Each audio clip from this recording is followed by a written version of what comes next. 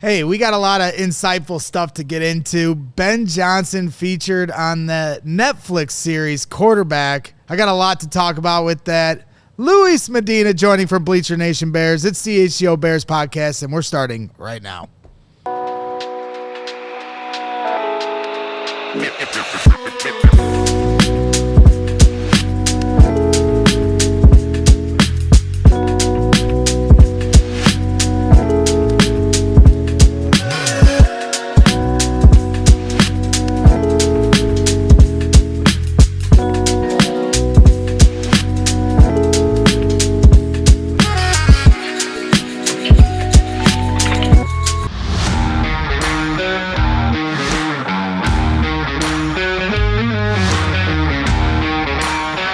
Welcome back to the CHGO Bears Podcast here on a muggy Friday afternoon here in Chicago, Illinois, with the Windy City Smokeout just down the street from us. I'll be there in an hour and 5 minutes, so I'm excited. Not that you're counting or anything. Yeah, huh? not that I'm counting. Joining the show is my good friend Luis Medina from Bleacher Nation Bears. We aren't stressing about the Cubs today because they won yesterday. Thank so goodness. welcome back to the studio. How are things? I'm so happy to be here. I'm so happy the Cubs won yesterday, avoiding the sweep in Minnesota. I'm so happy that Ben Johnson is still the Bears head coach. And just, things are good, man. The vibes are great around the Bears right now. Yeah, for sure. Why don't you pull that microphone here a little closer so everybody can hear your beautiful Y'all can hear voice. me? If he starts singing like Carm, then we might have some problems. But hey, let's get some housekeeping off the top. If you didn't tune in yesterday, well, you missed a lot. Adam Johns has joined CHGO Sports, and Hogan Johns has moved their way over here, and you can get a limited time introductory Die Hard special with Hogan Johns for $36 a year. It includes a limited edition Hogan Johns t-shirt, or if you bump that up and you want the $59 a year for 1 year, that includes a limited edition Hogan Johns hat from Branded Bills. Certainly really excited to welcome Adam Johns to the team. He's going to be doing a lot of exclusive written content. As you all know, anybody that's followed the Bears knows he's one of the best in the business when it comes to written content, and doing a lot more with Hogan Johns. He'll be checking in on post-game shows and during the week on CHGO Bears here at from Hallis Hall. So we got a lot of fun stuff coming down the road here for content, as training camp is just a couple weeks away, less than 2 weeks away now at this point. So it's going to be fun. But rookies report in 8 days? Is rookies, that right? July 19th? That's right, Steven. Rookies report in 8 days. So we're going to be getting into it. So a lot of good stuff. Jason McKee joined last night on After Dark with Lance Briggs and Jerry Zuma. They talked for over an hour about training camp. So I encourage you guys to see and check out all that stuff. But hey, stick with us here today. And I want to give the floor to you, Luis, before we really get into what I want to talk about, and that's the Netflix series Quarterback, where they feature Jared Goff, but for us Bears fans, they featured Ben Johnson and his offense in a lot of ways, and we're certainly going to dive deep into that. I was watching it this morning, taking notes for almost 3 hours because I just thought there was so much there that I want to share with you guys. But before we get into that, obviously with training camp just around the corner, I just kind of want to know where your state of the Bears is right now, from where we've gone through here in the summer to what you're looking forward to here at training camp. The thing that I'm looking forward to most at entering training camp is how much better the offensive line looks, and some of the position battles that we are going to see. We are going to see Charles Leno Jr., hopefully he's healthy, try and hold off Ozzie Trapilo. We are going to see Luke Newman try and build up his resume as possibly a swing offensive lineman. We're going to see 3 new interior linemen with tremendous starting experience. And hopefully, ideally, it makes Caleb Williams a better quarterback and the Bears a better team because of it. Well, I know you said Charles Leno Jr., but Braxton Jones. I always do that. Yeah, I get because they're very comparable, aren't they? The day 3 left tackle draft pick. Right. The Bears, of all positions to hit, they've hit it twice in our lifetime. And they've hit it in a way where they're so comparable because they're serviceable. You can argue, like, there's so much argument between both of them. They're like a lightning rod conversation. Are they below average? Are they above average? PFF has them graded well, but sometimes the tape says, he doesn't have a great anchor. He's letting guys around the back door. And so I'm very excited about Ozzy Trapilo, coming in here because I don't want somebody to just get the spot by default or be there because you've been here for a few years. I want somebody to take and win that position. Want someone to win that job. Right. And when you bring in a second-round pick in Ozzy, who, yesterday Adam John said he's got Kyle Long vibes. That's what I like to hear, right? Yeah. And that's what I can't wait to see at camp. Well, hey, if he's got Kyle Long vibes, then he's going to be a guy that takes that job this summer. I love the Kyle Long comp because, like Kyle Long, you knew that Kyle Long could play right guard, right tackle right away in the NFL. I think the Bears know that Ozzy can play right guard, right tackle in the NFL. That's why they tried him at left tackle during OTAs and in rookie mini camps, because if he didn't look the part there, then you can just move him somewhere else and develop him elsewhere. But I think he looked good enough from the reports that he's going to get a legit shot to win that starting left tackle job. I said this maybe a week after the draft, and I'll say it again. I'll say it here on the record. I think Ozzy Trapilo is the week 1 starter at left tackle. There's a hunch. He's got size. He's got length. He's got an attitude. He's got what you want out of an offensive lineman. Well, and it sounds like he's got the smarts. I mean, that's what they've been saying here. That's been all the reporting that's been coming out of House. That's what Ben Johnson has been saying. So I've been saying that too, but both of us are at a point where we're saying this and we haven't seen them in person yet. We haven't seen them in pads. None of us have seen them in pads. And so that's the final say is when they get to training camp, you get in pads, but projecting him as the week 1 starter also coincides with the fact that when is Braxton Jones going to even be able to get healthy? That's the thing. So that's why I think people are kind of jumping in that. But that's where I say I don't want Ozzy to just win that by default because Braxton's not ready for week 1 of the season. I want him to have that week 1 job at left tackle because he earned it, because he's dominating at camp. That's a lot to ask for from a rookie. But hey, you're lining up alongside Joe Thuney, who's as good a mentor as you can have next to you. And he's got all the intangibles, like you just pointed out. So I don't think it's a stretch, but I also am trying to figure out where my expectations need to be. Yeah, Braxton, look, I hope Braxton's healthy. And if Braxton beats out Ozzy, or if Ozzy beats out Braxton, that's fine. I want actual competition. And Ben said it from the beginning. There are no depth charts right now. Yep.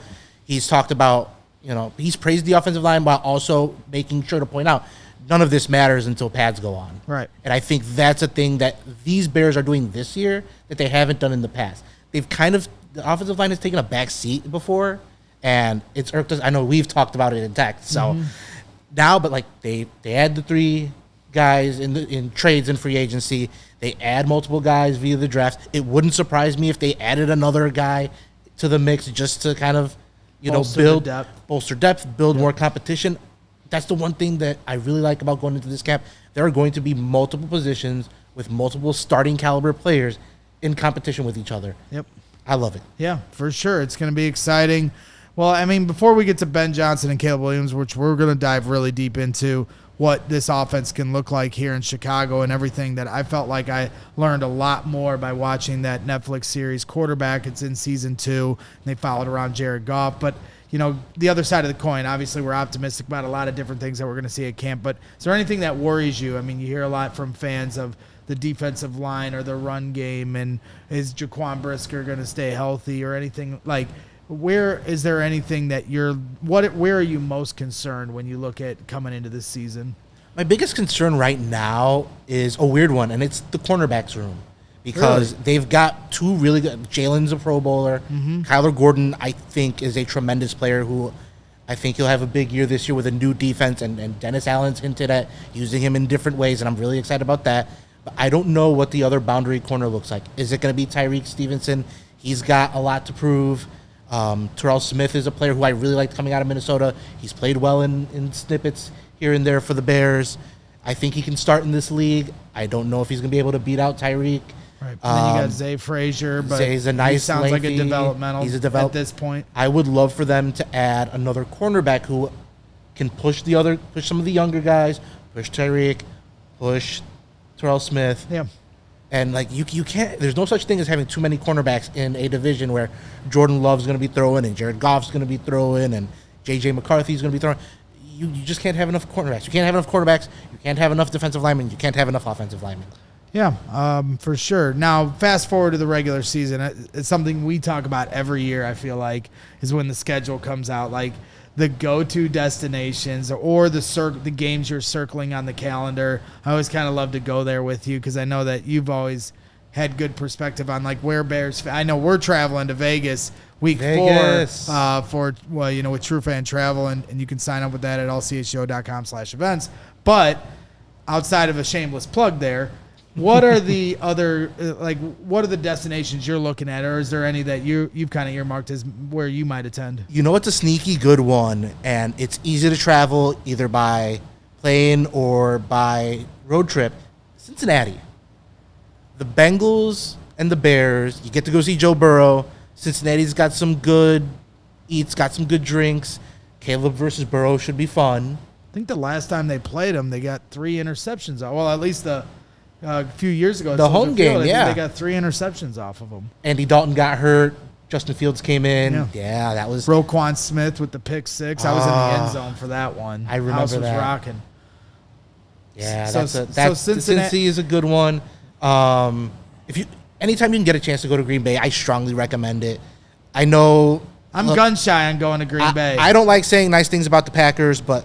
The way that I've gone twice. I went in 2018 for that opener. We don't need to discuss how that ended. But how that started for me was me walking through the parking lot with some friends and being offered, in all my Bears gear, being offered so many sausages, so many beers by so many Packers fans. I'm like, you guys trying to like fatten me up, trying to poison me? Poison you. Like, yeah, no, it's like actual like Midwest kindness. Like, okay, if you get a chance to do it, do it. Strongly recommend. Yeah, I want to go because I've heard it's, obviously all the lore and how cool it is on the campus and the houses all around the tailgate scene. But I also want my first time to be there.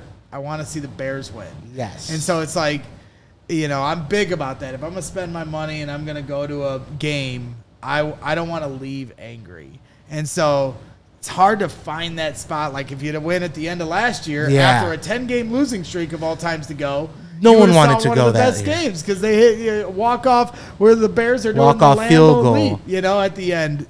So it's kind of a coin flip right now when the Bears are going to have their moment. They've had a few there, ruining Brett Favre's night and things of that nature. But I'm kind of waiting where I feel strongly that I feel like the Bears are going to win. Then it'll probably turn around in my head that where the Bears are favored, and then you wait for that time and then they blow it. Did you hear what Caleb said about Packers fans? No, I didn't. He said they suck. Yeah. Yeah, he told a story at like Fanatics Fest. Oh, that's right. That's about right. Trying to jump in the crowd, and Packers fans were pushing and yelling, and beers were getting thrown everywhere. And I'm just like, Caleb Williams is one of us. Yeah. Well, I saw certainly who's one of us is our guy Cole Kmet, local kid from around here, grew up a Bears fan, and I saw on Bears Reddit he signed a helmet for somebody and put F the Pack. Nice. So that was great too. So shout out to Cole. I love that the rivalry is kind of sparked up again. Well, I mean, remember Jalen Johnson flipping the bird? People like made stickers out of it and stuff. Like that was great. That was a great moment. So that sticker that shot of Jalen will be something shared on social media every year, 2 times a year when we play the Packers. So yeah, it's gonna be fun, and I'm excited for the season. First things first, we got to get to training camp. So, we're going to be talking here in just a few moments. Like I said, I keep teasing it. If you haven't had a chance to watch the Netflix series Quarterback, it's in season 2. They follow around Joe Burrow, as you mentioned, the Bears play this year, Jared Goff and Kirk Cousins, who this is all from last season, and he had a winding road for himself. And so it's all very interesting, and you learn a lot about how they play the position and how they got to get through the weeks. And so we're going to get into all of that. Hey, everybody here in the chat, hit the like button. Appreciate you hanging out on a Football Friday. We're getting real close here to training camp, and we appreciate every single one of you sticking it out with us in the dog days of summer. I know we're all scratching and clawing to get to the good content days where we're coming back from practices and things of that nature. But Luis Medina is holding it down from Bleacher Nation Bears, and we appreciate him joining us today. Love being here. Obviously, Adam Hoke's still on vacation. Patrick Norton's on vacation. Adam Johns, he was here yesterday, but I won't say he's on vacation. I'm not going to give. He's got to do the onboarding process. Yeah, exactly. And obviously, if you tuned into yesterday's show, Mark Harmon, isn't here today because a couple days ago his father passed away. So we give him our condolences here. Best wishes, man. I know today he's going through it with funeral services and everything of that. So give Carm your best wishes for sure. So when we come back from the break, we're going to be talking about this Netflix series Quarterback and what we learned from Ben Johnson and his offense and how he deals with quarterbacks. In just a couple minutes, we're going to take a timeout, so stick with us. Hey, listen, just like your favorite team needs a home field advantage, your team and home needs a home floor advantage, and Empire Today can help you get that. We've all been to those big box stores, wandering endlessly around the aisles. Somehow you're hauling all these materials home yourself.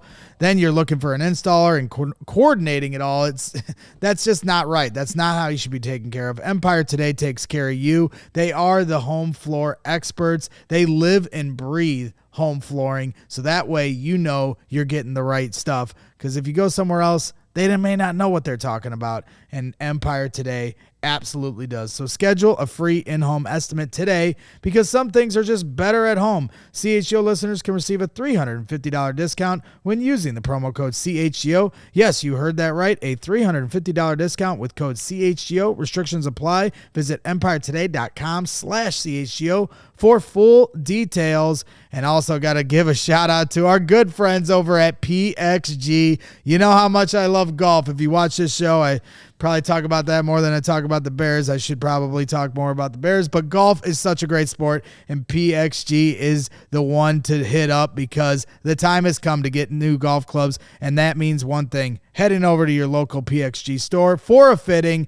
They give the best fittings in town. Fastest way to improve your performance on the golf course is by getting a PXG fitting. PXG fitters are highly trained, incredibly experienced, and of course they have a deep understanding of how to optimize your clubs to get the most out of your swing. So, schedule your fitting today, and for a limited time you could save up to 20% off your entire order. Head over to pxg.com/CHGO. That's pxg.com/CHGO to save up to 20% your entire order. pxg.com/CHGO. Restrictions apply. See site for details.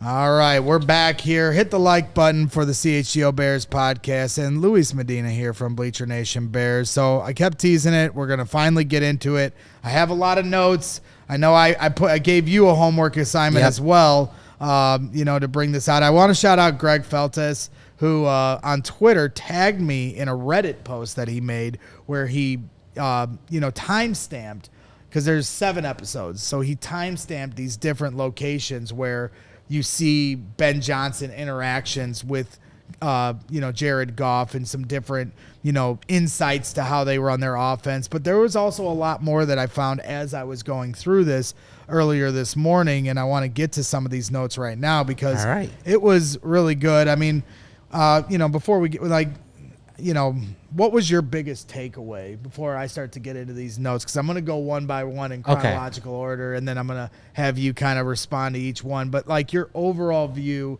once you kind of watched through this, what were your thoughts? After Greg gave me a homework assignment for the first time since 2009, when I graduated SIU, my big takeaway was I'm so happy that Ben Johnson is the Bears head coach. There were so many moments from the clips that I saw where I was just like, this is what it's supposed to look like when a coach and quarterback have a productive relationship. And I know that defensive coaches can have that productive relationship with quarterbacks. We've seen it. It just doesn't happen often. And you can just tell the difference. Like, the offensive-leaning coaches and coordinators have such a unique situation with quarterbacks. And I know Matt Eberflus tried. We know Bears defensive coaches have tried in the past. It's just not the same. And I'm just so glad Ben Johnson is on our side. I feel bad for Lions fans, except that they're Lions fans because they're losing a good one. They're gonna miss him, and the 70 touchdowns that offense produced last year. certainly had a lot to do with Ben Johnson. Dan Campbell's certainly going to get some shout-outs as we go through this. I know we got some resident Lions fans in the chat that come to our show every day. Don't worry. I'll give some credit to non-Ben Johnson Lions personnel as well because they're obviously, a franchise that we're now trying to chase. They're back-to-back division champs, and the Bears are trying to strive there, and that's why they paid Ben Johnson $13 million a year to come in here to be the head coach. So let's get into it. I'm going to kind of roll this step by step. In episode 2, they run a trick play when they're playing the Seahawks, and they called that trick play Alcatraz. Jared Goff catches a pass from Amon-Ra St. Brown. They, pitch right. Now Jared Goff is sweeping left. Linebacker tries to catch up with him. And Jared Goff with the late hands, that was something that, and it's kind of funny. That was the first thing they show. And I know we're going to get to Stumble Bum later. But with the Doug Kramer debacle last year, it's funny to me that now we're bringing in, or it's ironic at least, that now we're bringing in this guy that's known for these plays. And is that something you want to see here in year one, or are you let's set the foundation of a working offense first before we get into the playbook of passing to Darnell Wright? So here's the thing about the trick plays, and Ben Johnson said it in his introductory press conference. He's like, we're not going to start with the trick plays. Trick plays will be earned. So if the Bears do have trick plays early, that means they've practiced well and they've earn the right to run those plays. If we don't see trick plays until, week 8, then that's a sign that, hey, they weren't ready. Right. And I don't think Ben Johnson's going to put something on their plate that they're not ready for. And that's the difference between him and the previous regime. Remember week 18 when they ran multiple pass plays for Keenan Allen to throw a pass? The Keenan Allen one was one of the funniest things I've ever seen. I know hilarious. I laughed out loud. It was so depressing. It was hilarious. But it was just this is stressing me out. This is giving me tension in my chest. This shouldn't be happening in week 18. Yeah. And, Ben is just not afraid. So, and they, at minicamp, they were having the offensive linemen run routes and catch passes. And Ben said, hey, this is the trial to see who can handle it. So it'll be interesting to see who passed the test there. In that Seahawks game from episode 2, I'll also note that Jared Goff had 0 incompletions against the Seahawks. That's when he went 18 for 18 for 292 yards, 2 touchdowns passing, and then, of course, his receiving touchdown. And Goff talked about in this Netflix series, he's in that moment, he said he called it the flow state, where the noise disappears. And then after the game, Dan Campbell handed out 3 game balls, and he forgot to give one to the quarterback who went 18 for 18, and Ben Johnson was one that received one of the 3 game balls. So I found that interesting. Dan Campbell owned it. Jared should have received one as well. But I find it interesting when Jared talks about that flow state. I mean, you're talking about, a quarterback who came from the Rams who thought, hey, is this now the downside of his career? And now Ben Johnson was able to help him ascend to a level where he was in an MVP running for most of last year. And they were one of the best teams in the NFL, definitely the best team in the NFC. And it's man, when do we get to Caleb's flow state was my first thought as he said that. Year 2? Yeah. I mean, we got to be patient, I feel like. You got to be patient. That's definitely one of the thoughts I had as we went through this. I don't know if flow state's going to happen this year, but I do think it's in our future if everyone just kind of locks in and accepts the ups and downs that are going to happen here. Yeah, if you think about where Jared Goff came from, that guy went from being on the verge of being just a throw-in in that Matthew Stafford trade to a potential MVP candidate. Yep. And it's not just because of the numbers. His process is clearly better. He's clearly learned from his past. Yep. And Ben Johnson has clearly connected with him because his numbers and just watching him, he looks different. He looks more confident.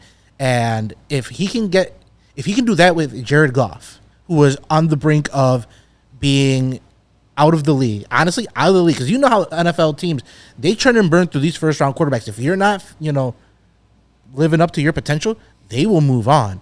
He got Jared Goff made the plays, but he helped Jared Goff get that big contract, that new big contract. If he can do that for Jared Goff, what can he do for Caleb Williams, the number 1 overall pick in the 2024 draft, Heisman winner, supremely talented, with these offensive pieces, with a new offensive line, I feel like the sky's the limit, and not just because I love the Bears. Yeah, I mean, and a word you said there early on was you talked about the process. And that was the next thing that I saw in this that actually didn't have to do with necessarily an interaction with Ben Johnson and Jared Goff. To start episode 3, Joe Burrow, Jared Goff, Kirk Cousins, it's like the cold open to the episode, and they talk about their pre-snap responsibilities and the way they kind of cut it up, and they were going back and forth with each guy and the similarities in what they're looking at and identifying. And I'll kind of read through some of this. They said processing, play clock, calling 3 or 4 plays in the huddle. Jared Goff said, before he comes to the huddle, he's got 3 or 4 plays that he's going to give them in the huddle before they even get to the line of scrimmage to prepare for different fronts, and then maybe have to check out of certain things to get to that second, third, or fourth play, which I found interesting. And then he said the next thing they do, Goff said he's identifying the safeties. Split safety, is it cloud? Is the safety rotating over enough? And, obviously that's football 101, but, maybe not for everybody here that's tuned in. And I obviously just found it fascinating to hear his process. And then the last thing he said, he's like, next he's looking for pressure indicators.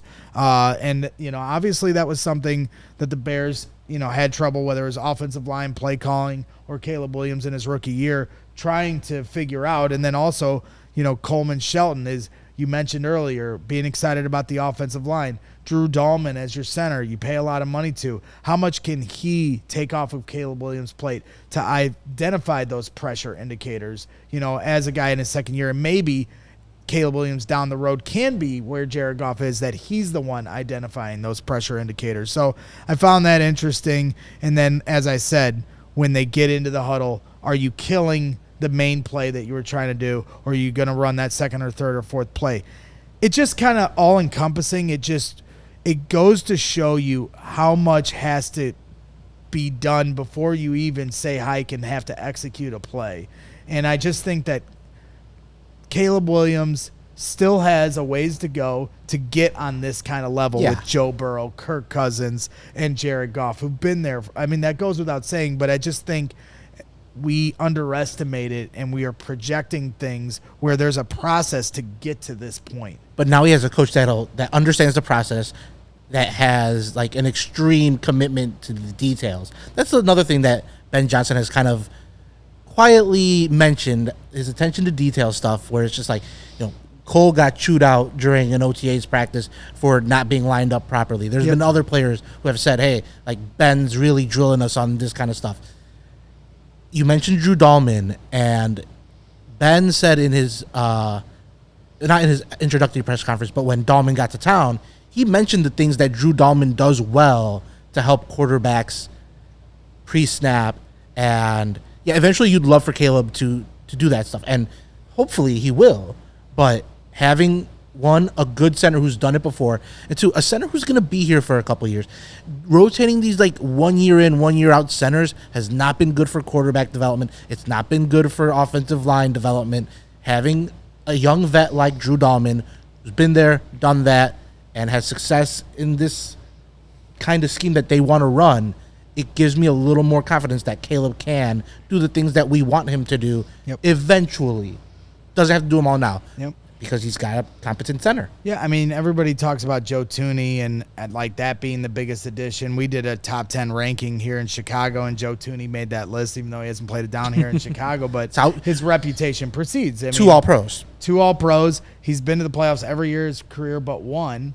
He's played, he's blocked for Tom Brady and Patrick Mahomes, so his reputation precedes him. But I also say that by saying, while we all kind of look at Joe Thuney as the top acquisition that they got, and you're not going to get much argument for me, but maybe it actually is Drew Dahlman as much as Joe Thuney has the resume. Joe Thuney's the better player. Drew Dahlman might be the more important piece in the grand scheme of things. Yeah.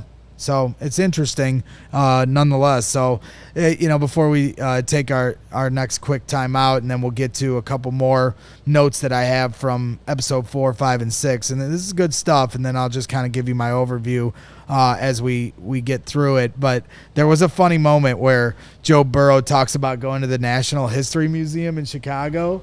and they take him behind the scenes to look at the fossils and the old dinosaur skeletons, and he was like nerding out over this. It was hilarious to me. I'm like, just like me. Yeah, exactly. And he said the little lady in the back just grinding because she was, she's the one that's like in charge of all these. So I found that funny that Joe Burrow enjoyed the National History Museum here in Chicago. So you're welcome here anytime, Joe. But we got a quarterback, so you're welcome here to hang out. But we don't need you. Chicago, greatest summer city in the world. Yeah, that's right. So make sure you hit up the National History Museum. Like I said, we're going to take a quick time out. We're going to come back. Got some more notes here from the Netflix series Quarterback and some really good insights into Ben Johnson and how he runs an offense and how he really makes quarterbacks comfortable in that chemistry. So stick with us. We'll be back here in 2 minutes. Hey guys, it is muggy outside. I'm getting ready to head to the Windy City Smokeout, and it is definitely muggy. But is your home air conditioning up for the challenge? Well, Four Seasons Heating, Air Conditioning, Plumbing, and Electric has been serving Chicagoland for over 50 years, and you want to make sure they taking care of you. Make sure you're taking care of them. Now is the time to get your air conditioning checked out, and Four Seasons experts are ready to help you with AC installation, maintenance, and repair. 2024 was officially Chicago's hottest year on record. I honestly think in the last month, 2025 might be topping it. And when it's hot and humid, you want your home to be cool and comfortable. And Four Seasons make sure that happens. They have expert technicians that ensure you always receive reliable service. And Four Seasons doesn't charge more for service during nights, weekends, and holidays. That's right. They were working on the 4th of July. Thank you very much. So schedule your Four Seasons AC tune-up today. Save $50 off and enjoy a one-year no breakdown guarantee. Save up to $4,000 on new comfort systems with Four Seasons new AC units from $39 a month, and AC furnace combos for $57 a month. Your trusted local experts are Four Seasons Heating, Air Conditioning, Plumbing, and Electric. Visit fourseasonsheatingcooling.com for all their special offers and money-saving coupons. That's fourseasonsheatingcooling.com. And I know I'm going to need some air conditioning after we get back from Viva Las Vegas. That's right, week 4 of the NFL football season. We are heading to Vegas with True Fan Travel. We were there last year for London trips and Arizona trips with True Fan Travel. They are second to none. We're taking over the Strip, a 3-night stay at a premium Vegas resort. You have the option of getting a flight, but you don't have to if you don't need it. Tickets to the game are included. That's important. So don't gamble on missing the ultimate fan experience. Book your spot now at truefantravel.com. Come on out. It's the best time ever. All right, we're back here on the CHGO Bears Podcast. Please hit that like button while you're hanging out. We appreciate every single one of you. And once again, welcome to Adam Johns here for our CHGO Sports team and the Hogan Johns Show. You guys will get that first show here on July 21st once Hogue stops surfing on his lake. Yeah, I did tell him that was the most athletic thing I think anybody at CHGO Bears has done so far. And I go, there, I said it, because it was good. He was on and he was like surfing behind his boat for like solid 2 minutes or something. Like it was pretty good. It was pretty good. All right. Before we get into the last few notes that I have, I do want to give a shout out to our friends over at, of course, I'm sorry here. Let me get into this. Arena Club, of course. Make sure we get into this, Steven. If you're looking to buy or sell trade, rip open a pack of cards with Arena Club. They're hooking us up here to show you guys how you can get a slab pack and get your cards here. It's all, you can rip a pack for as low as $25 and hit on a card that's worth tens of thousands of dollars. And this is exactly where you want to go, man. We opened one last week and it was a lot of fun. Got a Ryan Sandberg card. So if you're heading to the 45th National Sports Collectors Convention, be sure to stop by the Arena Club booth. And right now you can get 20% off your first slab pack or card purchase by going to arenaclub.com/CHGO and use the code CHGO. So without further ado, I'm going to open my second slab pack here in the last 2 weeks. Okay. And here it is. It's a ruby. It's a ruby level. And like, it's cool when you're on this thing. So we got a football here. And I got Jackson Dart. Oh, that's fun. Jackson Dart. So that last week I get Sandberg. I felt a little better about that, but it's a signed Jackson Dart. It's in mint condition. So, that's exciting here. That's exciting. Last week I was offered money as soon as I won the Sandberg card, but this time I'm not seeing anything where it's like offering me money back. I didn't take the money last week. I kept the Sandberg card, but this is interesting here. So can I offer you lunch for the card of the Anakin Skywalker enthusiast? He's a big Star Wars guy, Jackson he Dart. is. Yeah. Okay. All right. And the Bears might get a chance to play him this year. They will play the Giants. We'll see who the quarterback is. Yeah, so that's interesting. So shout out to Arena Club. We appreciate you guys. Can't forget about you guys, of course. We love you. So let's get into it. Once again, like I said, really dove deep into the Netflix series Quarterback. We've been talking about some different notes from it. Probably my favorite part, Luis, was the moment they played the Texans, because we talked about earlier, there's going to be some ups and downs. It's not going to be the well-oiled machine that the Lions were last year with 70 touchdowns. We have to accept that. I have to accept that as a fan. And so I think my favorite moment was Lions versus Texans. Jared Goff threw 5 interceptions in that game. I remember it well. Right? And nothing was going right for 3/4 of that game. At one point, on one of the early interceptions, Ben Johnson came over to Jared Goff and said, "Hey, if you're going to throw a pick, that's the one to make. Stuff happens." He said another word, but we're on television. So, but it was a batted ball and a nice play. So he was basically telling Goff, like, don't worry about this. Play for the next play. Yeah, those guys get paid too, Jared. Right. And so I think that's kind of the running theme of why I like this game the most, because they just kept coming at them. We've been a part of games where our quarterback has thrown 5 interceptions, but not a part of games where our quarterback throws 5 interceptions and the offense still scores 30 points, right? It's a 0 quarterback rating. The Bears might score 3 points, but that's the difference where the Lions and Ben Johnson and Jared Goff just kept, and Dan Campbell too, we're not going to leave him out of this equation, they just kept their foot on the gas no matter what was happening. I was going to say, that game was a testament to the thing that they've built in Detroit. From top to bottom, players, coaches, there is accountability, and not just in terms of using the word, but also in actions of the coaches. You never felt, or at least I never felt while watching that game, because that was a Sunday Night Football game, I never felt like the Lions were out of it, because I knew that Dan Campbell, as much as he's kind of weird, he's a grinder of a coach, and he's going to keep his guys still want to play even when things are going poorly. One of the things that I've always thought highly about Ben Johnson is that even when he struggled with Eberflus defenses the first couple of times they played, those guys still kept pounding away, and they still kept going, using their key plays, using their stuff, and it wasn't in a stubborn way. It was in a way that, hey, we know that this can work. We're getting guys up. We're just not executing. Yep. So having this, that was why my big takeaway earlier was, I'm glad Ben Johnson is our coach. We have someone who, when things get tough, isn't going to throw the quarterback under the bus like we saw with Matt Eberflus.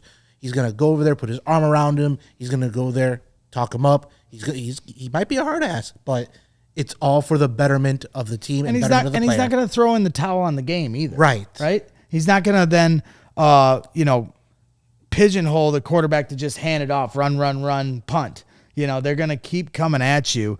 And so for me in this game, there was an interesting play specifically. They called it WASP. And at one point, when you talk about quarterback head coach chemistry, and when Ben Johnson first came to the Bears, he said this about Caleb Williams: I need the quarterback to see it through the play caller's eyes. And this was a moment here where you saw Jared Goff seeing the game through Ben Johnson's eyes, because in the huddle, Jared Goff is saying into his earpiece and mic, "Give me effing WASP." And Ben doesn't even hear it yet. And then guess what? The call comes in. Trout right. I'm going to get this right. Trout right, nasty deep flip, Julia F. Pin, Y WASP. And Jared was like, let's go. And then he goes, we got the WASP. And, he went on to say, Ben and I do see a lot of things similarly. I know what's coming next. the play caller and the quarterback are always on the same page. And then they explained WASP is a double move by the tight end off boot action. They saw it on tape that during the week that the middle safety would overplay a little bit. So they knew if they hid and used the tight end, and because if you use a wide receiver, maybe he's going to be on his toes a little bit to watch for that backside.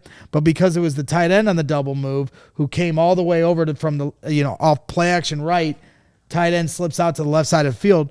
And now all of a sudden Sam Laporta is wide open. And as I watched this play, and they said, we knew Sam Laporta was athletic enough to get his separation, get open. I was like, hello, Colston Loveland, right? Now you see that vision. You see a play exactly how it's executed. You watch how they broke it down in the film during the week, and they knew they could get to that. And so WASP worked out, and I'm excited to see that implemented, with Colston Loveland and Cole Kmet for that matter. It reminded me of the Niners-Chiefs Super Bowl where Patrick Mahomes the Chiefs called the timeout. Patrick Mahomes goes to, I believe, Eric Bieniemy, who's still the offensive coordinator at that time, and he goes, "Can we run WASP?" And Eric goes, "Yeah, let's run WASP." Or maybe it was Andy Reid who said it. Mm-hmm. But either way, Patrick Mahomes goes to the coach because he's seeing it through, like you said, the play caller's eyes. Yep. That's not something that happens overnight. No. But it's something that can happen when you put the work in, both as a coach and a player. Yeah, and,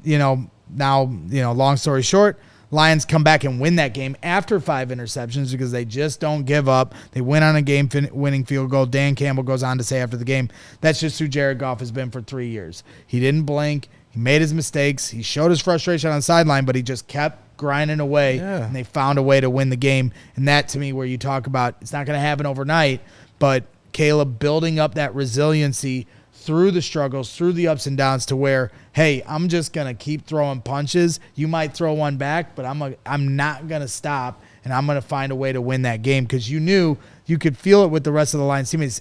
St. Brown even said, I knew we were going to come back and win at the end. And that's the kind of confidence that I hope this quarterback and head coach instill in the Bears. Yeah, So, and it wasn't just throwing punches. It wasn't always haymakers. Sometimes it was jab, jab, jab, then the haymaker. Right.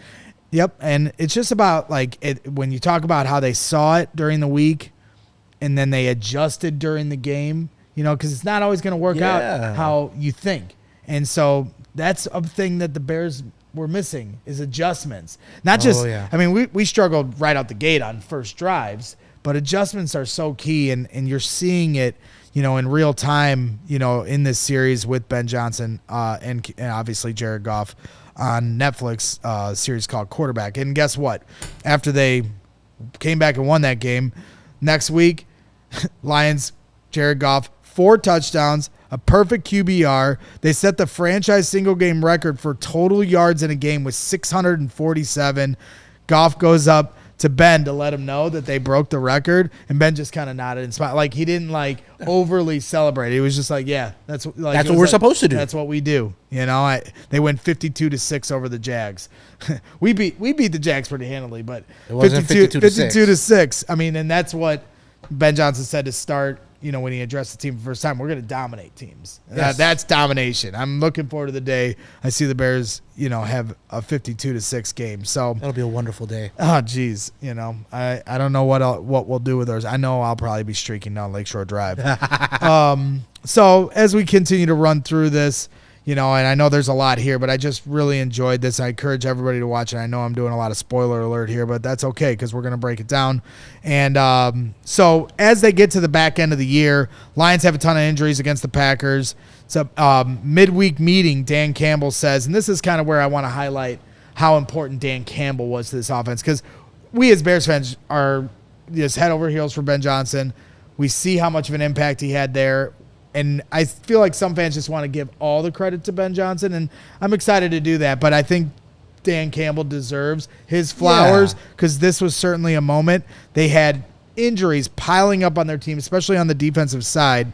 And during the week of prep, I think, midweek, right, he comes out and says to the offense, we're going to put everything on your effing ass today. He said, we're going to go for it on every effing play on 4th down. And the way we play ball, we will march down this field, and it will be effing glorious. And he looked at every one of those offensive guys like, this one is on you this week. and we are going for it on every fourth down.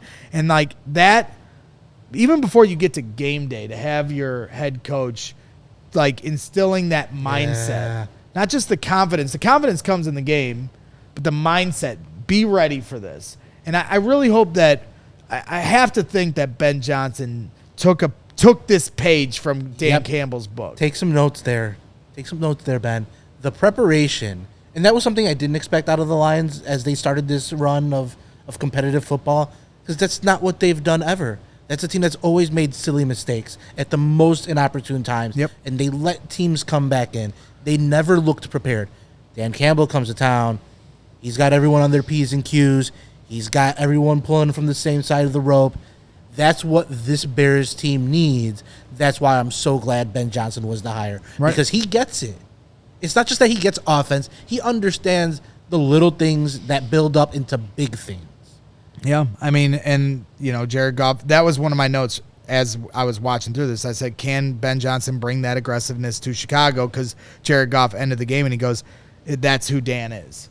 And so, like, as much as we want to credit Ben, in that moment, because they end the game on fourth down, game on the line, they have to make a decision to either kick it, take the lead, but now they got to play 30 seconds of defense where the Packers could have came back and tied the game or essentially could have won it as well. Mm-hmm. Dan chooses to go for it because he said it wasn't fair to ask a hurt defense with new players to get the stop after and win the game. They needed a half a yard. They hand it off to David Montgomery. They get the first down. They're able to run the clock out, and they win the game. They ended up going for it on 4 of 5. They ended up getting 4 of 5 fourth down conversions in that game. And so I just think it's one of those things where Dan Campbell identified, most coaches would kick the field goal, play it safe. And so I'm with you. I like Dan Campbell a lot. I'm a meatball, so I think grown it's on easy. me. Yeah, I've always liked Dan Campbell.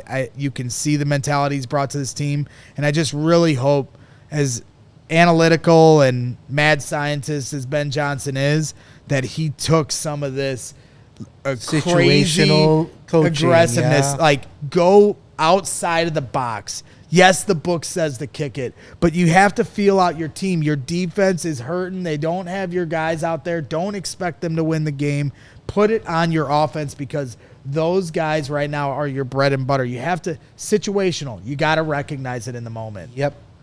So that was a great moment. Moving on here, Lions play the Bills. Bills take a 35-14 lead. Ben comes up to Jared Goff on the sideline and says, I'm not running the ball anymore. It's a waste of time. And then Goff goes on to tell him, he's like, if they play coverage like they did at the end of the first half, we'll shred them. And Ben Johnson looked at him and said, yep. Lions ended up going on to lose this game 48-42. But again, they had a hurt defense that was giving up a lot of points at the end of the year. That ended their 11-game winning streak. But I just loved in that moment that Ben Johnson said, we're not running anymore. It's a waste of time. Yeah. Like, how many times have we seen here in Chicago where it's like, again, situational. Like, you're down. It's 35-14. Do you want to get back in this game or not? The clock is not your friend anymore. Like, you have to find a way to get back into this. Explosive plays. You got to find a way. You can't let your foot off the gas now. You got to go for it and try to win this game. I mean, they came close. 48-42. That was a close game. Remember, that was the second game of a CBS doubleheader. Mm-hmm. I remember watching that game. And, yeah, again, the Lions were never felt like they were out of it. I didn't realize that he, in that moment, we're done running the ball. As I don't remember them running the ball because they were passing. They were throwing it all over the place. Yep. In that game. Oh yeah. Now, hearing a Bears coach say we're not going to run the ball might hurt some people in this town. Yeah. And we've seen some coaches decline the opportunity to run the ball. And it's why they're no longer the head coach. Well, Matt Nagy said, I didn't come here to run the I formation. But I don't think that's who Ben Johnson is. I was going to say, it's like this is a situational recognition. Situational, and that's what matters. Right. That I formation quote, that was and it worked. Yeah, that was the end for me with Matt Nagy. Because, I didn't come here to run the I formation. That's just came such here to win freaking football games. Ego, tone deaf, not understanding you're not reinventing the wheel, right? Even Ben Johnson, who's got all these crazy plays, he's got the trick plays, he's got the explosive plays, but guess what? Their foundation is running the football. That David Montgomery, Jahmyr Gibbs, they dominated on the run. How many touchdowns did Mark say, or did you say, Steven, that they had on the ground last year? 29, I think was the number. I think it was something like that. So they're a running team, but in this game, Ben Johnson said, we're scrapping it here. So that was a good recognizing the moment, gave your team the best chance they could to win. Ultimately, they didn't find a way. Do you remember the year when Jamal Williams on the Lions and that Ben Johnson orchestrated offense led the NFL in touchdowns in 17? Jamal, that's why I'm not as worried about the running game as others. I have my concerns, but we saw Ben Johnson's offense make Jamal Williams a 1,000-yard rusher. It's the only time in his career he rushed for 1,000 yards and led the league in rushing touchdowns. Yep. If he can do that with Jamal Williams, what can he do with DeAndre Swift and Roschon Johnson and maybe Kamanan guy, maybe someone else who comes into town? Yep. Well, and speaking of, DeAndre Swift, that was the other running back when Jamal Williams had that big year. They were 11th in the league in rushing with DeAndre Swift and Jamal Williams. So you got DeAndre Swift now on this team. You're trying to figure out who that Jamal Williams is. Is it going to be Roschon Johnson? Is it going to be Kyle Monangai? We're all becoming Monanguys around here, at least here at the CHGO Sports Studios.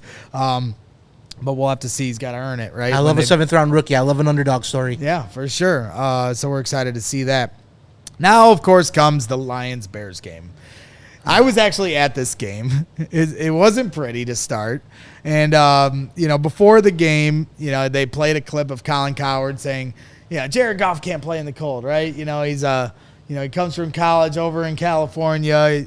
He comes from the Rams, and so there's this perception, and Jared Goff talks about this perception of not being able to play in the cold. And then they start the game with a Jameson Williams bomb, 60 yards in the air on a dime for the touchdown. Ben comes up to Jared Goff after the play, and he's joking with him. This was one of those, because you can tell Ben Johnson's got some cockiness to him, right? Yeah. He little swag. He told Matt LaFleur that this offseason. Yeah, he goes up to Jared Goff and is like, hey, I thought you couldn't play in the cold. That's what everybody's saying. And so that was a great moment, just to kind of see that interaction. And obviously, it was a beautiful throw by Jared Goff. And, like I said, we hope we're on the right side of touchdowns like that at Soldier Field. Then, of course, we get to the infamous stumble bum, right? The clip has kind of been moving its way around social media in the last couple of days. I know they put it out on Netflix's account and stuff. We've already gone through the stumble bum 100 times over right after the game was over in November. But they brought it back. They showed some of the inner workings of that, some of which you guys remember through some of the writing that went on after that game. And again, when you talk about a play call, he goes into the mic to tell Jared Goff, call stumble bum now. And he goes, we're 1 for 3 in the red zone. We got to effing score. And so he was really putting the emphasis on them because the Bears were somewhat hanging around. They were hanging around, yes. And so the stumble bum was kind of like the slam the door shut moment. And the play call, as I was doing earlier, we're going to give this a shot. He goes, Trey Wright, classy, stumble bum, kill Shelby Turbo. And so that was the play call there. I'm enjoying trying to figure these out. I had to write it down like 3 times just to make sure I got it right.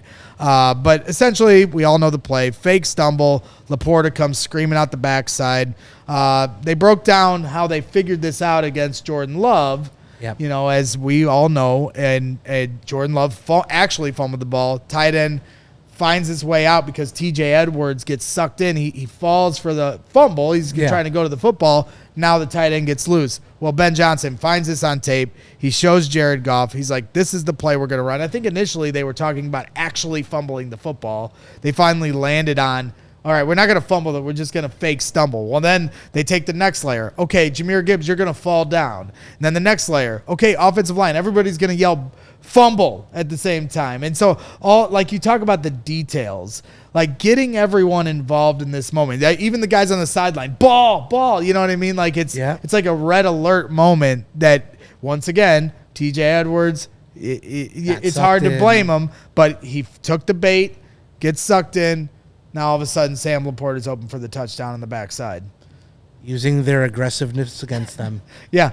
Brutal. It was brutal, and it was really, one of those moments where you're like, just slap in the face here. I wonder what that interaction is now between Ben Johnson and Tremaine Edmonds at Hallis Hall and TJ Edwards and those linebackers and some of those other defense. Like, what's it like with Jalen Johnson and Ben Johnson? Right. Like, that game, in my eyes, was a statement game for Ben Johnson. That was a resume builder for Ben Johnson.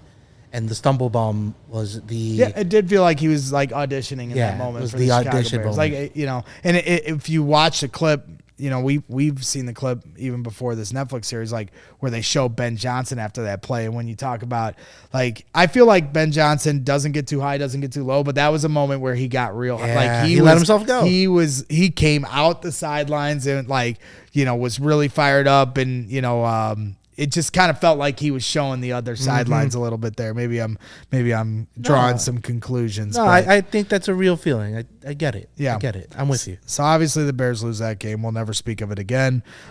Moving to episode 6 here as we're starting to roll things along. Once again, hit that like button. Appreciate everybody hanging out. The fateful game at the end of the year where the Lions and Vikings face off. Both teams are 14-2. One team's going to get the number 1 seed, and then the other team's going to be the first ever 14-win wild card team. And so, it was the most regular season wins between two teams in NFL history. Yes. That's crazy. A lot on the line, right? And so they get into some different stuff, and Jared Goff says to Ben Johnson, as they're practicing during the midweek prepping for this game, and he said, what would it look like if they call zero on the cowgirl? He said, we're going to catch him off guard, should have time to hit J-Mo on the cross or St. Brown. And then Ben says to him, your eyes are as critical as anything. And I just, obviously I just made note of that because, I think that's going to be something that's really dug home to Caleb. Like, hey, man, you got to trust your eyes in these moments to execute a play. If you're seeing this right now in the middle of the week, you got to be able to see it and trust it on game day. I think Caleb will be able to trust his eyes a little more now than compared to last year. Obviously, a year of experience helps. Yep. But also maybe some more trust in the offensive line. Yep. More trust in his pass catchers. More trust in his coaches. The eyes thing, I think, is underrated with quarterbacks because really good quarterbacks use their eyes to look off defenders, to deke guys, to do some misdirection in play. And I don't think we got to see Caleb do a lot of that last year because there was just so much chaos and calamity around him that you can't do those things when you're just trying to fight and survive. Yep, 100%. And another note I made of this, obviously they're playing the Vikings. The Bears play the Vikings in week 1. It's not really a secret the way Brian Flores runs his offense, but we'll break it down anyway. Goff at one point, he's breaking down the film by himself at his house with his dog hanging out. Looks like he's got a nice dog. That's the nicest thing I'll say about Jared Goff here. But he's breaking down the film, and he said Vikings like to bring more pressure on the line of scrimmage than you have men to block. And that's essentially called zero blitzing, right? Sending blitzes. You got no safety on the back end. Vikings bring that look right away. Typically, when you talk about pre-snap with the defense, Brian Flores is going to show zero coverage, no safety on the back. Now, things might change post-snap, but that's what he wants to show to kind of get your clock moving a little faster before you've even snapped the ball. And so they were kind of ready for those things. But when you do that, when you show zero coverage, now you're forcing the offense to go into max protection. You have to be ready for that, even if they don't end up sending everybody. So that's kind of the trick that you talk about aggressiveness with Dan Campbell. Brian Flores uses that pre-snap aggressive look to force you into, when you talk about identifying protection and understanding where those blitzes are coming from, he's kind of forcing you to already protect yourself from something that may or may not come. Yeah, I think, Caleb played well against the Brian Flores defense the first time around. Not so much the second time around. Of course, there was offensive line mismatches here and there. Somewhere in my notes, and it's a post I've been trying to get to soon, is that, man, Ben Johnson kind of he's got Brian Flores' number. Yeah, he's one of the more successful head coaches, to go up against a Brian Flores defense. Before we get over to the other side of the top of the hour, Want to give a shout out to the diehards. We've got a lot of new diehards sign up because of the Hogan Johns introductory diehard special.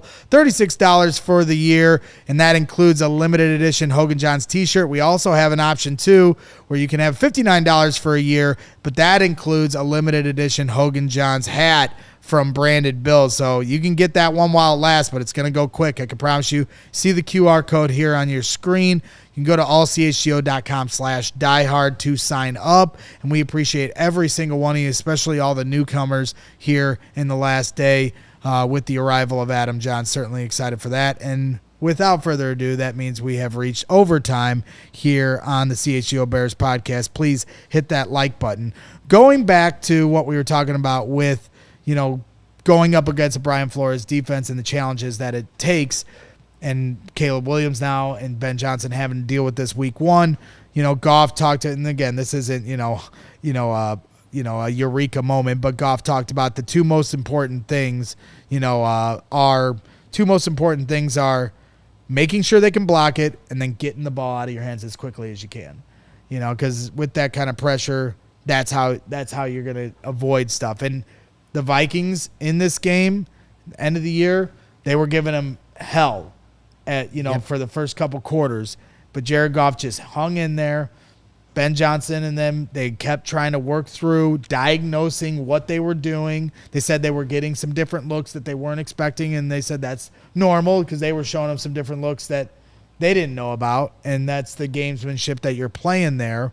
But as he starts to settle in there, they start diagnosing the blitz.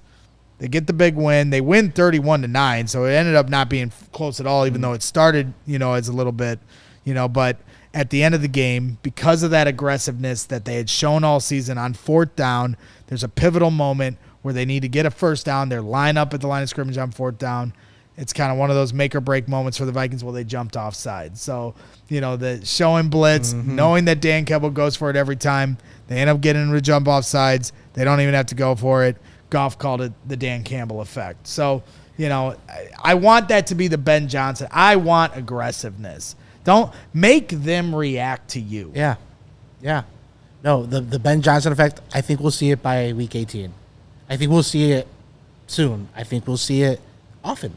Yeah. I'm looking forward to this coach. Having a coach that you feel you have confidence in, it's good for the soul. Yep. Yeah, it is. And you hope the defense can do their part, offensive line can do their part, and that's going to make life easier for Ben Johnson and Caleb Williams to settle in, feel the confidence to be as aggressive as from a play caller standpoint and a quarterback to execute what they need to do at the line of scrimmage. Whether we're running the ball or throwing the ball, it comes down to the quarterback being able to process those things.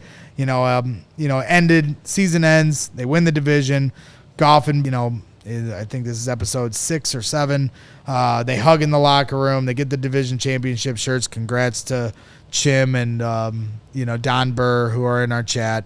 They got their back-to-back division champs. It's going to be the last time that happens for you. But Dan says, and this is something that we all have to remember. He said, this is 4 years in the making, going through the grind of the ups and downs. So this isn't something that happened overnight. Nope. Right? Sure wasn't. 70 touchdowns, back-to-back division championships. Ben and Jared Goff seeing this game through the same lens, calling plays. Jared Goff wants, he calls it in his ear, all this different things. It took, and this is from a veteran quarterback, the mad scientist of Ben Johnson, and a lot of talent on offense. It still took them 2, 3, 4 years to get to this point where they're hitting a crescendo. And it all started with the offensive line, the investment in the offensive line. Right. Ben Johnson got it. Matt Eberflus didn't. They invested in defensive linemen, not the best investments, neglected the offensive line. Now it's kind of flipped. Hopefully we see a return on investment in that regard.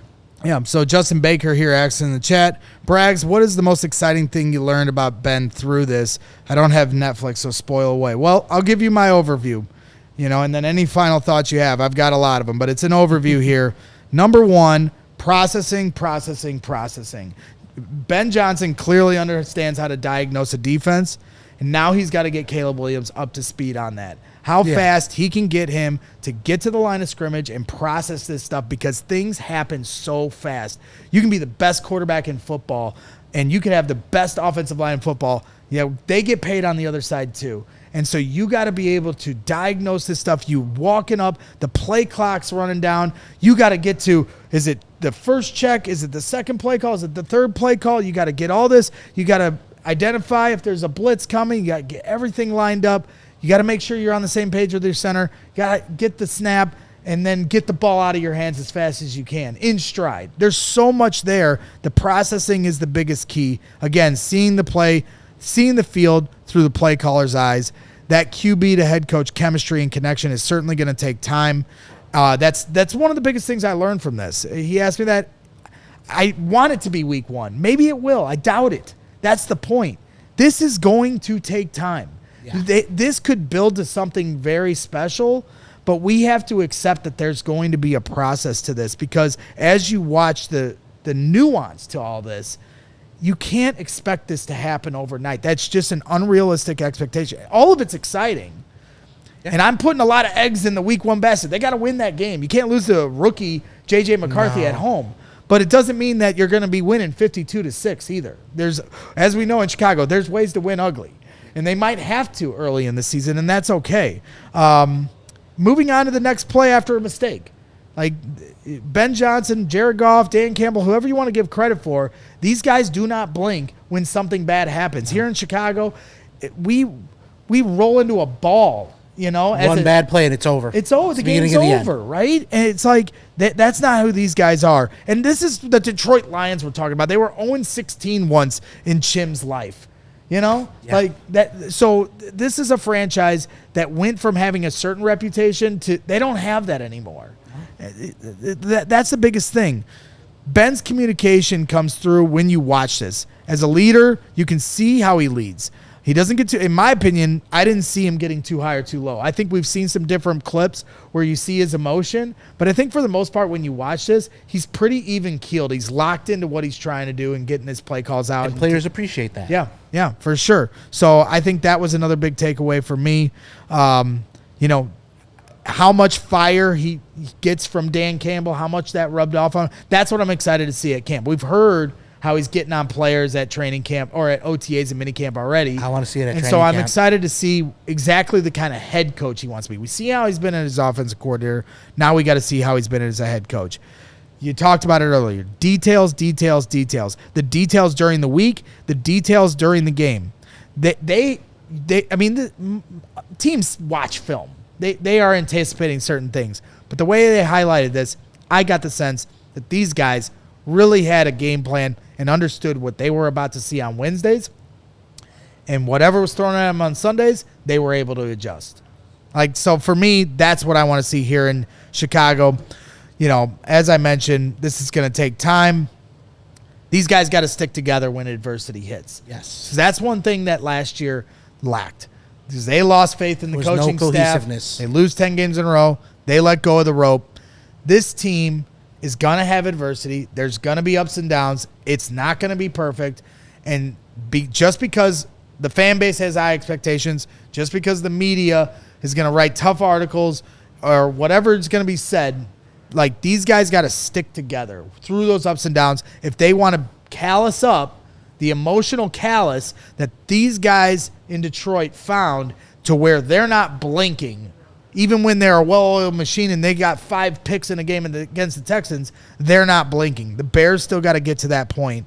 And my final thought, when you're watching this, Jared Goff is a pocket quarterback. Caleb Williams is not just a pocket quarterback. And so my biggest question is, how does Ben Johnson cater to Caleb's strengths, add that wrinkle into his offense? Because this entire offense in Detroit comes from the pocket. And so you have this ability, and I think that Caleb Williams needs to get better from the pocket, but there's also this other layer now that Ben Johnson hasn't been able to utilize. And how does he find that balance is, I guess, what I'm asking. Well, the good thing is that we know that we have a coach that can communicate with the quarterback. And that was the big thing for me in quarterback on the Netflix show, is that the way that Ben connected and got through to Jared Goff in good and bad moments, I think spoke volumes as to why he was the most, highly sought after head coach in this last offseason. Mm-hmm. Because teams, I feel as if smart NFL teams understand how important it is to have a coach and a quarterback on the same page. Yep. And we saw it in Netflix. We saw it building up before that. So now we get to experience that. Yep. I'm looking forward to it. Definitely looking forward to it. I did see another thing that came across the Twitter timeline this morning from Brett Coleman. He shared that PFF stat earlier, and we got it. Steven's going to pull it up here in a second. And Brett Coleman tweeted, from PFF, here's every team's passer rating when targeting the danger zone, as he calls it, between the numbers, at a depth of between 10 and 20 yards. So it's kind of hard to see on this screen, Steven. Maybe I should have broke it down into two pictures. But if you're able to squint at it enough, if you're watching here on YouTube, Baltimore's number one here on this list with a passer rating of 151.5. I think Brett Coleman called Lamar Jackson an alien. But fair. Right. But you would think that the Bears, with the offensive struggles they had last year, that they might have been at the bottom. Well, Green Bay's at the bottom at 31st. So Jordan Love. I love that. Jordan Love had a 69.2 quarterback rating. Nice. With between the numbers at the 10 to 20 yard, where that's the danger zone, as Brett Coleman called it. Well, look at the Bears. Sitting there at 12, shimmied in between Josh Allen and Buffalo at 11, and then San Francisco with Brock Purdy. I know they had some injury a little bit with Purdy, but still with a 105.3 quarterback rating there for Caleb Williams in the danger zone. So I think I brought that stat to the table because of all the flowers I'm going to throw at what the Lions did last year, what Ben Johnson did in Detroit, what Jared Goff has become, Dan Campbell and the aggressiveness instilling. Caleb Williams has dealt with a lot of criticism, some of it warranted and a lot of it not. And a guy that threw for 3,500 yards, 20 touchdowns, 6 interceptions, when you see a number like that where he's throwing in the danger zone, having a high, passer rating that shows that he is able to find success through the chaos, bad offensive line, play caller that couldn't get on the same page, a run game that really never found its way. So to me, there's enough breadcrumbs to show that Caleb Williams cannot just be the best quarterback. There's a low bar to be the best quarterback in Bears history. I'm talking, I think there's enough breadcrumbs to see a pathway for Caleb Williams to be one of the better quarterbacks in this league. Because, as you mentioned, the offensive line now that they have, because it starts with the guys up front, and a play caller in Ben Johnson that's one of the best in football. That to me, it shows that Caleb Williams, with this ability, you put in this offensive system, and now you got an offensive line. I really think that recipe is going to lead to some big-time success here in Chicago, even if it's not overnight.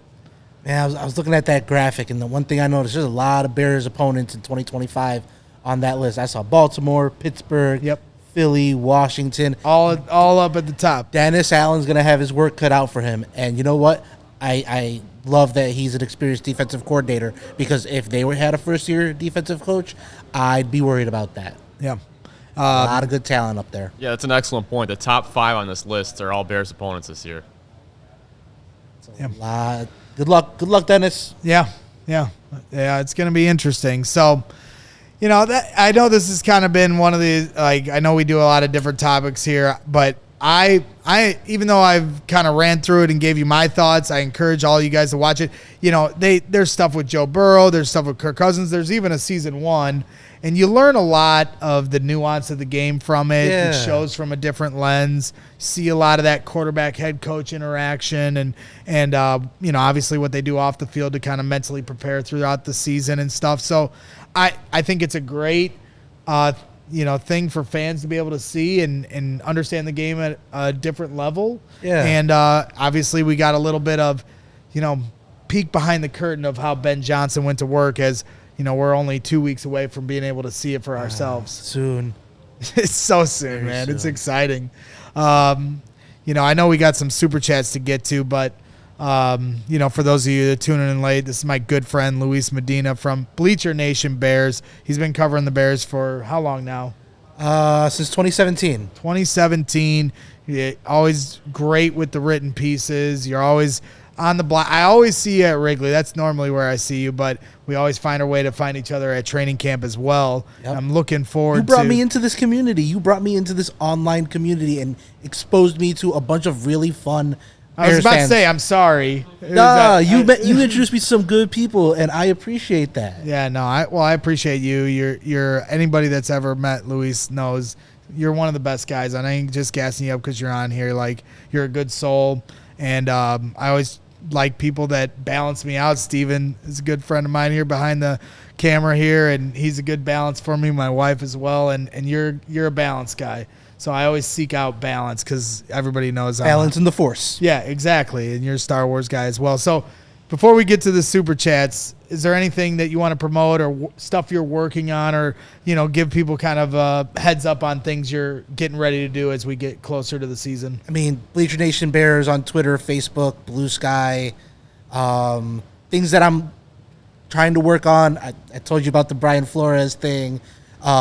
There's some interesting stuff about how the Bears could use DJ Moore and an Amon-Ra St. Brown kind of role that interests me.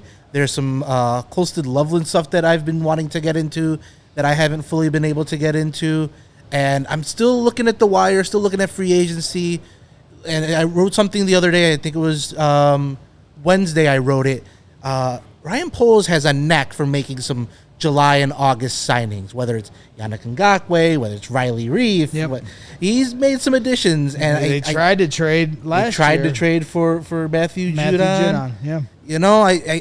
The roster that we see now, I don't think is going to be the roster we see in week one. Who's the DN they brought in from Seattle last year? Daryl Taylor. And they traded for Chris I broke Williams. that news while I was going under for my knee surgery. Yes, I remember that. I was at Bitter Pops in Lakeview eating a burger when I saw you post it. I'm like, oh, live on Twitter as I'm drowning out and drugged up, getting ready to have knee surgery. Stuffing my face with a burger.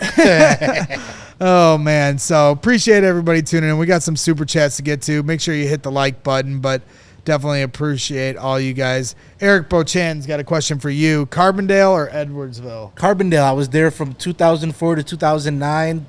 Best 5 years of my life, arguably. I've met so many good people. I met so many really good influences. I visited Edwardsville once. Nice little town, nice little campus. Man, there's nothing like Carbondale, though. Well, I'll have to make a trip sometime if I ever get some time, but I don't have any time because I'm going to go to the Windy City Smokeout. And then next week I'll be at Wrigley because our Cubs are in a pennant race. Yeah. And then the week after that's training camp, and that's when we kiss our families goodbye for 7 months. And I'll sure miss them. Hey, we got SIU Purdue in Indiana this year. Yeah, I think I'm going to make that West trip. Lafayette. Yeah, West Lafayette. Sylvie's trying to go to that game as well. I gotta link up with Sylvie. Yeah, for sure. You guys are my guys, so you guys can wrestle over the tickets. Because the Purdue guys, from their cold dead hands, will they give those tickets up? That's the Purdue faithful. Can't wait for Purdue basketball season, but I'll take football season first here. Former SIU basketball coach Matt Painter. Exactly right. Cubs season ticket holder, Matt Painter. Thank you very much. $20 super chat from Craig Leach says, Braggs, great meatball session for the slow season. Appreciate you that. Great subject matter. Thank you very much. R.I.P. to Papa Carm. My sincerest condolences to you and yours, Mark, and to the CHGO family. So thank you, Craig, for the kind words. Certainly pass that along to Carm. He's certainly going through it right now. I know the funeral is today, so keep Mark Carman in your thoughts. I know, we always I love to give Mark Carman a hard time, but, yesterday, if you watch the show, he toughed it out and, finished with a really nice tribute to his dad, brought some pictures of, him back in the day and stuff. And 99 and a half years old, lived a long life. And I know Carm's going through it because I know he's going to cheated. Yeah. And Carm's going to miss him a lot. So I'm thinking about him here today. Eddie Jackson. I don't think it's former Bears safety Eddie Jackson, who I see is starting a podcast. But this is a different Eddie Jackson, and he says, at CHGO Diehard here, recently bought my Monday night Week 1 tickets. Please tell me more about the CHGO tailgates I see on the ALLCITY page. There's a tailgate party for Week 1, never attended before, bear down. Well, Eddie, every single tailgate for every single home game all season long, the official CHGO tailgate, if you go to allchgo.com/events, for those of you tuned in, our tickets are already on sale. You can get them for the entire season. You can get them for Week 1. We've got barbecue, all you can eat there. Firewater barbecue, they'll be back and better than ever. It's at the corner of Wabash and Cermak. I've been tailgating there for 2 decades now. Everybody there is amazing people. Week 1, there's probably going to be 2,000 fans in this parking lot. It is, be lit. To me, it's the gold standard for Bears tailgating. Like, you can park in the South lot or the Waldron deck. It's right by the stadium, and that's certainly a good time. But where this is, it's located a few blocks away from Soldier Field. It's worth it because you're in your own parking lot. You have your own set of what you can do, your own standard, your own rule. It's kid-friendly. They've got nice. Different people watching over, making sure that nobody's getting over their skis. Sometimes at South Lot Waldron deck, you can have some guys getting a little crazy in there. And I've brought my daughter many times to this tailgate lot. It's kid friendly, family friendly, but you can certainly have a lot of fun on your own sake. So I encourage you a lot. We've always got beer on hand, all you can drink, beer and firewater barbecue to eat. Good times to be had. I'll be there. The CHGO Bears team will be there. I try to pull everybody I possibly can to come to these tailgates, whether they want to get up or not. But they have no excuse for Monday Night Football because it's later in the day. You don't have to get up at 8 a.m. for a noon game. So we'll be starting up early, sometime around 2:30. It's listed on allchgo.com/events. So I hope to see you there. But I appreciate you asking. So I think that wraps things up. I know we went a little over here today, but we had a little extra room to snuggle with. So you think that's funny that I said snuggle? No, I think it's funny that you think we had extra room. I got a Hawk show in 38 minutes here. I thought we had a little extra room. I guess Steven's got more work to do. I, on the other hand, am walking over to Windy City Smokeout, and I'm just hoping it doesn't rain throughout the day. So if you're at Windy City Smokeout, come find me. If you want, I'll buy you a drink. Happy to do it. Jenny might not be happy if I do it, but I am going to do it because I promised you. So if you see me at Windy City Smokeout, I know I met some different people yesterday. Ryan, Steve, we still have we have a story from Steve that Carm is going to tell next week, or at least we're going to tell him. So I'm excited to see more people over at Windy City Smokeout. But Luis, always good to see you, my man. It was a pleasure, man. I love being here. I appreciate you. Hopefully I didn't talk your ear off too bad here today, but I was excited about what we saw in the Netflix series. So. It's nice to have something to be excited about other than just blind hope. Well, and it's also nice to be excited about something that is somewhat relaxing. There's nothing on the line because we have the Cubs to stress about every single day, and they take on the Yankees here tonight. Big series, the Belly Bowl one. Yeah.